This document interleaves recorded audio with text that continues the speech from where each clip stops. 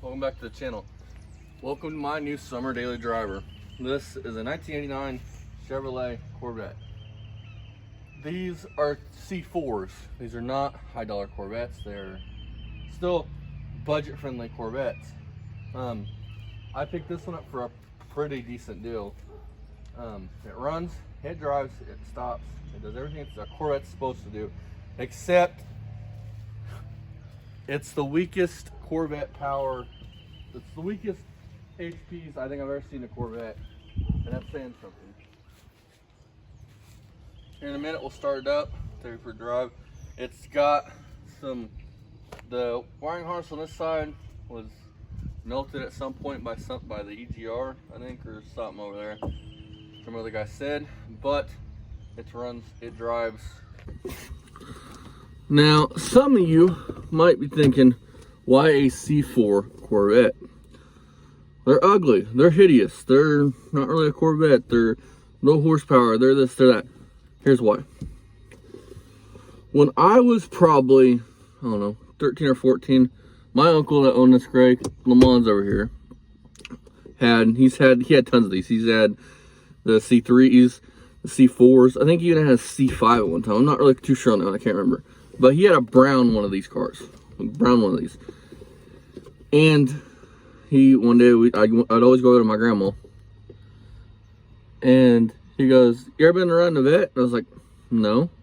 And he knew I was in the cars. He goes, "Want to go for a riding one?" And me being the cool young gentleman I am, I go, "Hell yeah, let's go." I said, "Yeah, let's go." He goes, "All right." He grabs his keys. We go out there, and his was a lot. The paint on this one's perfect. The interior, it's got some issues, which I'll show you guys here in a minute. But it is an 89. Back to the story. So he takes me for a ride in it, and we're going up. There's a place called not Larmer Hill. It's over Westero. It's a little hill right there, and he fucking turns the corner and mashes the gas, and this car, not this exact car, but this body style car, breaks the tires loose, fucking just roars, just goes. And ever since then, I was like, I'm gonna have me a Vet one day. I don't care if it's one of these, I don't care if it's an older version, I don't care if it's a newer one, newer than this. I'm gonna have one. So this came up for, I think, $2,500 or $3,500. What I ended up paying for this car.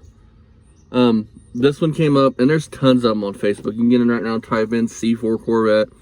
Just type in Corvette and go pre like 95, and you'll find these. And they go for, some people say 10 grand. These aren't worth that in my opinion. But this was the cleanest one, close enough to me, that ran somewhat okay. Now when we got this thing was surging. It would surge and idle, kind of like a misfire. But then we got home and started looking at it. I think we fixed that issue. I just took it for a rip around the block. It seems to do it right. Now, these things are not known for power, boys and girls. If you want something that's powerful, it's a Vet. Get you an older one. But still in like the, I think 77, 78. Those ones are pretty low horsepower, two cars. Basically, you want 60s through, I don't know, 72, 73. And then after C4, I think they get better horsepower. But these cars are fun. And if you're young like me and you don't have a wife or kids, you don't need a back seat. What do you need a back seat for? You just need a passenger seat. And that's only to, I don't even know why you need a passenger seat for. I mean, get your girlfriend in it, I guess. But so, anyways, I go look at the car Friday before we went to the swap meet in Ohio, and I looked at it. I fell in love with the car. The car is awesome. It is titled now in my name. It's insured in my name. It's my car. Now, later on, I'm going to drive this over the summer months as it is. I'm not going to do any mods to it. I'm not going to do anything. I'm just going to make it as better. Put new tires on it because it needs new tires, and I'm just going to drive it. Might have to do some odds and ends things to it, but nothing performance-y. Here's the deal. If I love the car by the end of summer, because this thing will not get drove in the winter months. when winter comes, this car will get a car cover over it. Or if I have another place like a garage or something built on the side of garage area parked in the garage.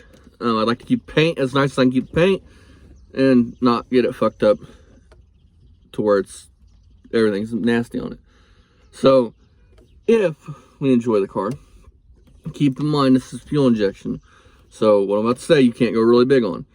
We might put a cam in it. But I can't go super big because you're going to need tuning. And I don't know anybody that'll tune these types of engines, which I'll show you guys the engine bay here in a minute. I am going to do the smog delete off this car. This thing still has a smog pump on it, but they've got it all unhooked. The guy that had this, according to the person that I talked to, was kind of a tweaker twacker, if you know what that means. Nothing against people that do drugs, not saying that. Just some of y'all can butcher some shit up. And but yeah, so I got my first Corvette and I'm pretty ecstatic about it. Is it a C4? Yes. Is it worth a shit ton of money? No. Will it be a fun cruiser for me? Yes. Will I look like fucking King Kong getting out of this motherfucker? Yes. Will it look like a clown car? Yes. But still a vet. So with that being said, I'll show you guys the interior real quick, then we'll go and move on to the engine bay. And then I'm gonna work on something else for the rest of the day. I'm not sure what.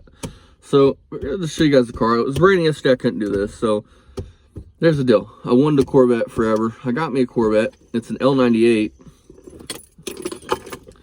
The digital dash I love in this car. These things are prone for issues, these digital dashes.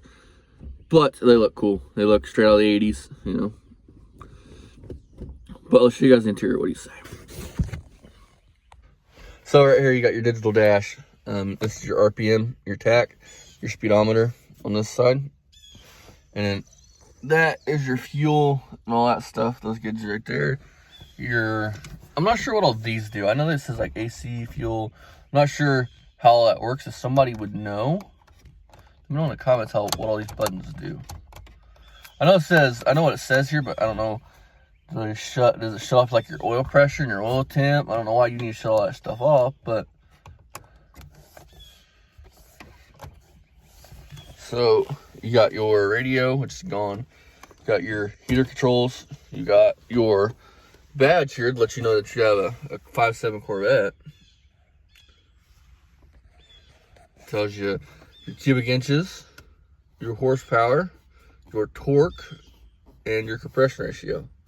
But when you do this, it turns into a cup holder.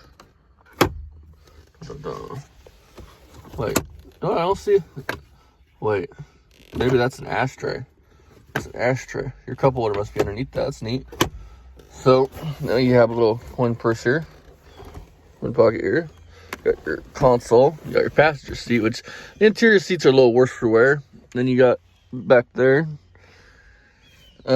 You got this rubber thing, I guess, in case you get a wreck, you smash your head against it instead of a hard dash. You got your mirror controls, your windows up and down, your driver's seat controls, which the only option for this side for all this stuff. The other side would have had a button here if they would have done that, but they didn't do that, which is okay. So bring you guys back when we're showing you the engine bay. So here it is, you guys, running like a top. Like I said, all this has to be deleted. This is all your smog shit. And all that I'm just gonna do away with because that looks butch as hell. But yeah, there's the Corvette, you guys. This piece right here is removable if we so chose. I'm gonna give it a wash. Like I said, the paint is in pretty decent shape for being an 89. So bring you guys back for something else.